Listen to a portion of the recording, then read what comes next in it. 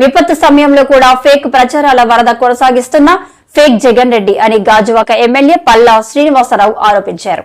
ఈ మేరకు ఈ రోజు టీడీపీ కార్యాలయంలో ఆయన మాట్లాడుతూ ఫేక్ జగన్ ఫేక్ మాట్లాడుతున్నారని, ప్రజలు అన్ని గమనిస్తున్నారని అన్నారు. మీరు సీఎంగా ఉన్న కాలంలో ఏ రోజైనా సరే విపత్తులు వచ్చిన సమయంలో బాధితుల పక్షాన నించొని ఏ రోజైనా మీరు కార్యక్రమం చేశారా అని అడుగుతున్నా.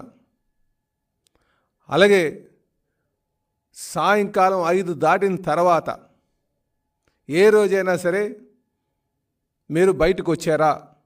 మీరు సీఎంగా ఉన్న 5 ఏళ్ల కాలంలో ఒక్కరోజైనా బయటకు వచ్చారా అని అడుగుతున్నా. అలాగే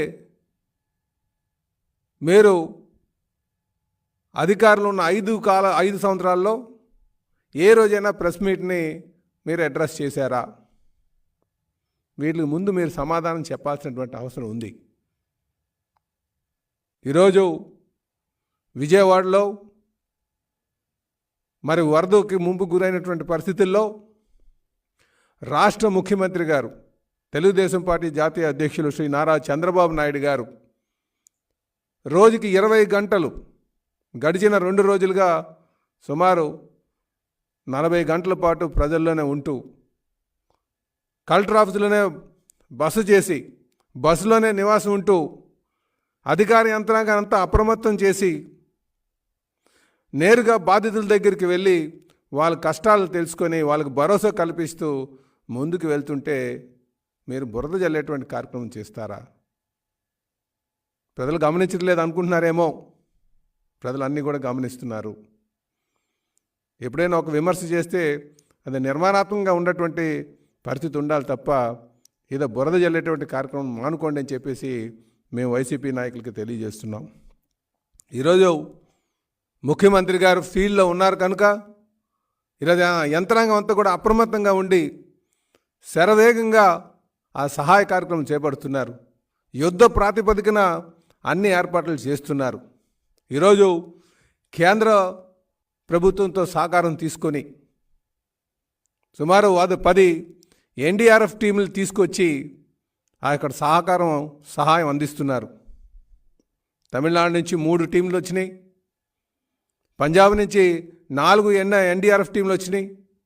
అలాగే ఒరిస్సా నుంచి 3 టీంలు తీసుకొచ్చి అక్కడ శరవేగంగా యుద్ధ ప్రాతిపదికన సహాయ సహకారాలు అందిస్తుంటే బురద జల్లే కార్యక్రమం చేస్తున్నారు మీరు.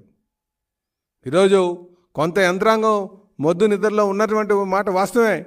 అది మీరు చేసినటువంటి నిర్వాహకమే. ఈరోజు మీరు ఎక్కడైనా చూడండి, ముఖ్యమంత్రి అంటే ఎక్కడో ఆఫీసులో ఉండి చేసేటువంటి పరిస్థితి ఉంటుంది. కానీ చంద్రబాబు నాయుడు గారు నేరుగా, ఎందుకంటే అధికార యంత్రాంగాన్ని, ప్రభుత్వ యంత్రాంగాన్ని అంతా కూడా చురుగ్గా పనిచేయించాలనే ఉద్దేశంతో వాళ్ళు ఫీల్డ్లో ఉండి పనిచేస్తున్నటువంటి తీరు ప్రతి ఒక్కరు కూడా హర్షిస్తున్నారు. ఇది మాకు గర్వంగానే ఉంది.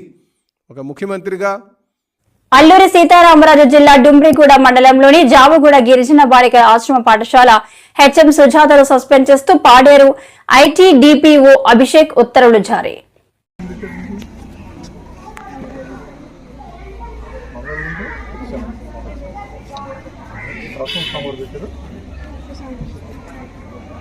ఎగ్ మెను ఎప్పుడు ఇస్తారు? మార్నింగ్ ఇస్తారా? Morning sir. Egg included morning.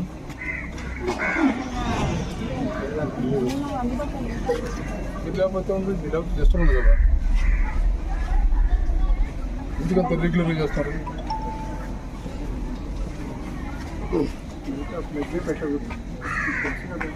పిల్లలకి అది పేర్లు యాజ్ పర్ మెను వాళ్ళకి మార్నింగ్ ఎగ్ ఇవ్వాలి, మధ్యాహ్నం ఎగ్ ఇవ్వాలి, నైట్ ఎగ్ మార్నింగ్ ఇచ్చినటువంటి మధ్యాహ్నం ఇచ్చినటువంటి పాయిజన్ అయింది. ఎందుకైందో కారణం తెలియదు, ఎలా అయిందో కారణం తెలియదు. Total management responsibility. మీరు రెస్పాన్సిబుల్గా ఎందుకు వెళ్ళిపోయారు ఇక్కడి నుంచి? నిన్న ఎవరో స్టూడెంట్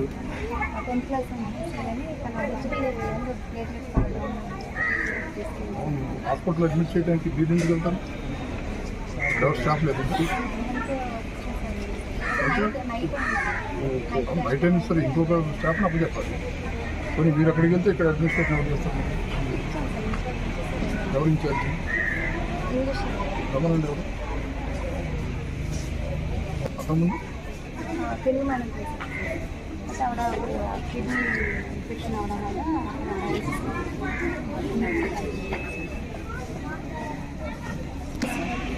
ఇంగ్లీష్ సార్ దీనిలో హెచ్ఎం గారు లేనప్పుడు రెస్పాన్సిబిలిటీ మీరు తీసుకున్నారు. అవును సార్ ఉదయం ఏం పెట్టారు పిల్లలు మీరు?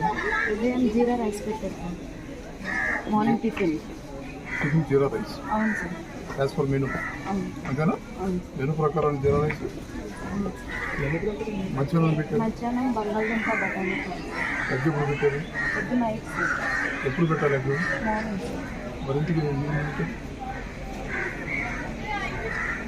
నాకు మెనూ ఏమో చెప్పలేదు సార్ ఎందుకు చెప్పేది ఏంటి మీకు? సార్ అక్కడ మెనూ డిస్ప్లే అయింది. అక్కడ డిస్ప్లే ఏమో చెప్పలేదు సార్ మెనూ ఇవాళ కొత్తగా వచ్చింది కాదు కదా, లాస్ట్ 10 మినిట్స్ సేమ్. సార్ నాకు హెచ్ఎం ఇన్ఛార్జ్ ఇచ్చారు సార్ కానీ మోడర్న్ ఇన్ఛార్జ్ నాకు ఇవ్వలేదు సార్ హెచ్ఎం ఇన్ఛార్జ్ ఉన్నప్పుడు ఆ రెస్పాన్సిబిలిటీ కూడా మీదే కదా. కానీ నాకు అవేమీ ఒప్పజెప్పలేదు సార్ రెస్పాన్సిబిలిటీ మీదే కదా. ఆ రెస్పాన్సిబిలిటీ ఉంది కాబట్టి నేను వెళ్ళి మరి అది ఎవరు తీసుకున్నారు రెస్పాన్సిబిలిటీ? ఆ ఫుడ్ వండించడం వరకు నాకు తెలియదు సార్ ఎక్కడ గవర్నమెంట్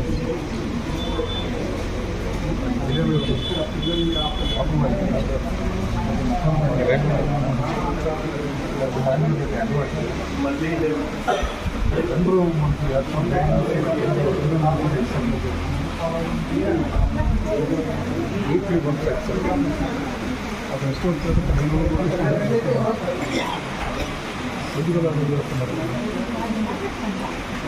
విపత్తు సమయంలో సరిగ్గా పని చేయకుంటే ఎవరిని వదలబోమని సీఎం చంద్రబాబు తెలిపారు.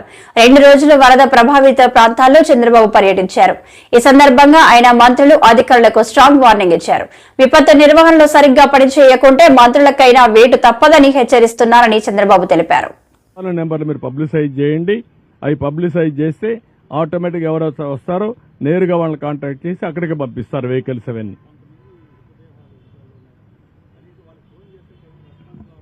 అదే నేను అనేది మానవతా దృక్పథంతో ఆలోచించమంటున్నాను.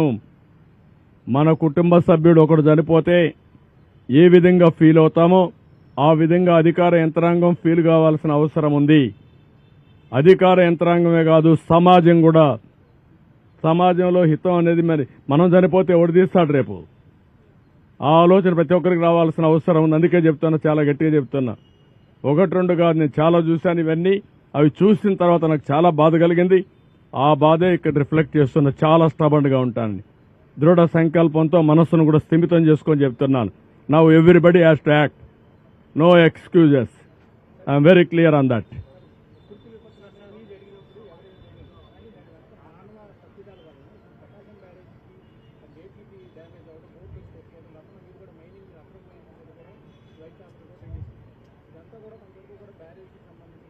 ఇప్పుడు నేనేమంటున్నానంటే, మీరు అన్నట్టు కుట్రలు జరుగుతూనే ఉన్నాయి. ఇంత వర్షం పడితే,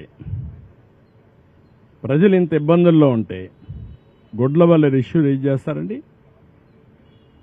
బుద్ధి జ్ఞానం ఉందా మీకు? రాజకీయం ముసుగులో నేరస్తులు కాకపోతే ఏంటిది? అంటే మా అటెన్షన్ డైవర్ట్ చేసి ప్రజలకు ఇబ్బంది పెట్టాలని మీ ఆలోచన. ఇప్పుడు కూడా మీరు అన్నారు ఆ బోర్డ్స్ వచ్చాయి, ఎక్కడి నుంచి వచ్చా కూడా ఇన్వెస్టిగేషన్ చేస్తాం, ఎందుకు వచ్చా కూడా ఇన్వెస్టిగేషన్ చేస్తాం. అందులో కూడా ఎవరైనా ఉంటే మీరు అన్నట్టు ఆ బోట్లు వచ్చినప్పుడు కరెక్ట్గా అది కొట్టుకున్న ప్లేస్ చూశాను నేను. ఆ ఇది కూడా బెండ్ అయింది, వంగిపోయింది. పిల్లర్ కాదు, పిల్లర్ మధ్యలో ఉండే జాయింట్ వెయిట్ వెయిట్ వెయిట్ అది వెయిట్ అంటారా, అది కంట్రోల్ అన్నమాట. 2 పిల్లర్స్ మధ్యలో గేట్ని కంట్రోల్ చేయడం కోసం పెట్టినటువంటి ఆ గేట్ అక్కడ ఉంటుంది. దాని సపోర్టింగ్ ఒక కాలం దాన్ని కొట్టుకునింది. అది బెండ్ అయిపోయి ఇరిగిపోయే పరిస్థితి వచ్చింది. అంటే ఏంటిది? ఎప్పుడు చరిత్రలో జరగల ఇలాంటివన్నీ జరుగుతున్నాయి. ఇప్పుడు అనుమానం రాని వారికి కూడా అనుమానం వచ్చే పరిస్థితి. ఎందుకు బాబాయిని చంపి నెక్స్ట్ డే నారాసురు రక్త చరిత్ర రాయగలిగిన వాళ్ళు ఇంకా అనుమానం ఎందుకు రాదండి? Now I'm forced to suspect. ప్రతి ఒక్క ఈవెంట్ చూడండి, పాయిజన్ హాస్టల్స్లో ఏంటివన్నీ? 1-4 సార్లు చెప్తున్నాను.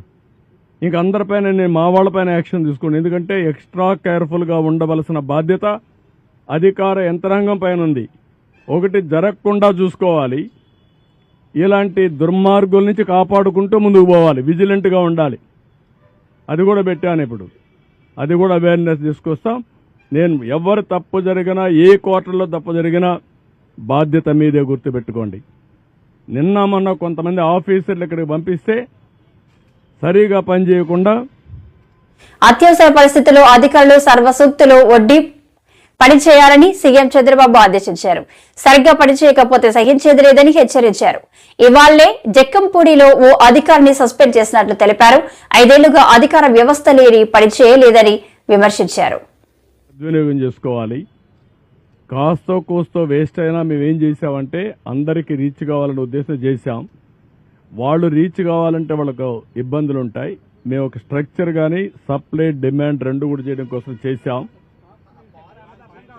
నో అని నేనేమంటాను, నో ఇవి ఇంత పెద్ద ఆర్గనైజేషన్లో అవన్నీ మనం చేయలేము.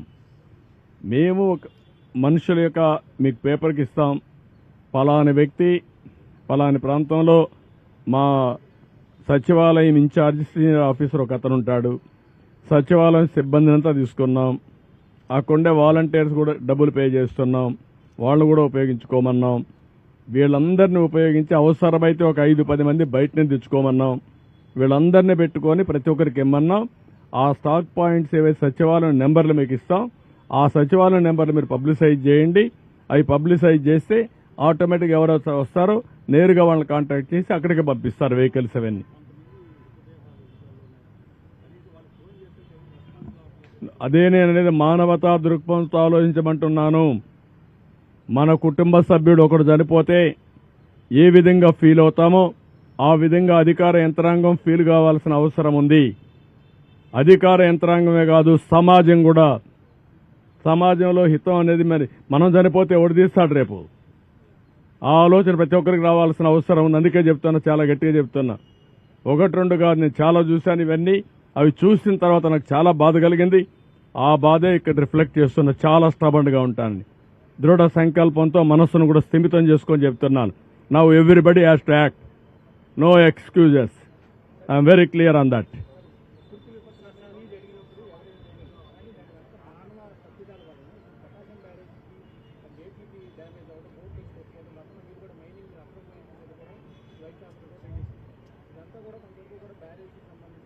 ఇప్పుడు నేనేమంటున్నానంటే మీరు అన్నట్టు కుట్రలు జరుగుతూనే ఉన్నాయి. ఇంత వర్షం పడితే, ప్రజలు ఇంత ఇబ్బందుల్లో ఉంటే గుడ్ల వల్ల ఇష్యూ రేజ్ చేస్తారండి? బుద్ధి జ్ఞానం ఉందా మీకు? రాజకీయం ముసుగులో నేరస్తులు కాకపోతే ఏంటిది? అంటే మా అటెన్షన్ డైవర్ట్ చేసి ప్రజలకు ఇబ్బంది పెట్టాలని మీ ఆలోచన. ఇప్పుడు కూడా మీరు అన్నారు ఆ బోర్డ్స్ వచ్చాయి, ఎక్కడి నుంచి వచ్చే కూడా ఇన్వెస్టిగేషన్ చేస్తాం, ఎందుకు వచ్చా కూడా ఇన్వెస్టిగేషన్ చేస్తాం. అందులో కూడా ఎవరైనా ఉంటే మీరు అన్నట్టు ఆ బోట్లు వచ్చినప్పుడు కరెక్ట్గా అది కొట్టుకున్న ప్లేస్ చూశాను నేను. ఆ ఇది కూడా బెండ్ అయింది, వంగిపోయింది. పిల్లర్ కాదు, పిల్లర్ మధ్యలో ఉండే జాయింట్ వెయిట్ వెయిట్ వెయిట్ అది వెయిట్ అంటారా, అది కంట్రోల్ అన్నమాట. 2 పిల్లర్స్ మధ్యలో గేట్ని కంట్రోల్ చేయడం కోసం పెట్టినటువంటి ఆ గేట్ అక్కడ ఉంటుంది.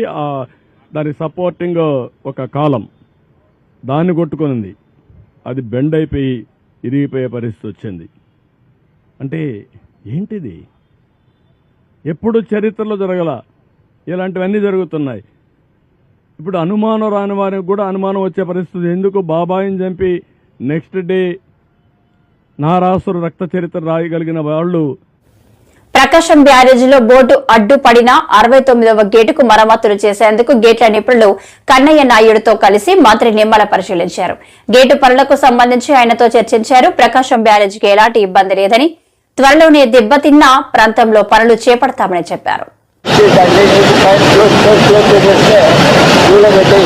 అది మరి తర్వాత ఇంకా పర్మనెంట్ గా ఇప్పుడు మీరు కోఆర్డినేట్ చేసుకోండి. అప్పటికి ఎల్లుండికి మన గేట్లు ఎగ్జిక్యూట్ అది కూడా తగ్గుతుంది కాబట్టి ఆ పడవలు లాగేసి పని కూడా ఇంక ఎల్లుండి పెట్టుకోవాలండి బయట. కోసం బ్యారేజీ అంటే ఇది తెలుగు జాతి ప్రజల ఆస్తిది. అందులో కూడా పర్టికులర్ గా టంగుటూరి ప్రకాశం పంతులు గారు పేరు పెట్టుకున్నటువంటి బ్యారేజ్ ఇది. లక్షలాది ఎకరాలకు సాగునీరిస్తూ లక్షలాది మంది ప్రజల దాహార్తిని తీర్చేటువంటి బ్యారేజ్ ఇది. అందుచేత ఇటువంటి బ్యారేజీకి నష్టం కలిగించేటువంటి ఏ ఒక్క చిన్న చర్య కూడా మానవుడు అనేవాడు ఎవరు కూడా తీసుకోకూడదు. దేవుడు కూడా అటువంటి పని చేస్తే క్షమించాడు. అందుచేత ఆ విషయం మీద కూడా మేము తర్వాత ఆలోచన చేస్తాం. ముందు ఇమ్మీడియట్లీ జరిగినటువంటి ఇబ్బంది ఏదైతే ఉందో దాన్ని క్లియర్ చేసి, ఒక పడవ అయితే కిందకి కొట్టుకుని పోయిందని చెప్తూ ఉన్నారు ఆ గ్యాప్ లోంచి. మిగిలింది కూడా ఏంటనేది కూడా మనం ఎంక్వైరీ చేసుకుని దాన్ని కూడా పడవలు తీయడానికి కూడా ఏజెన్సీని కూడా ప్రమోట్ చేసుకుని ఇప్పుడు ఆల్రెడీ 11,40,000 క్యూసెక్ల వరకు కూడా ఇప్పుడు వాటర్ ఫ్లో ఉంది. కాబట్టి రేపటికి కొంచెం తగ్గుముఖం పడుతుంది, ఎల్లుండికి ఇంకా తగ్గుముఖం పడుతుంది అనేది మాకు ఉన్నటువంటి ఫోర్కాస్ట్ ద్వారా అంచనా ఉంది.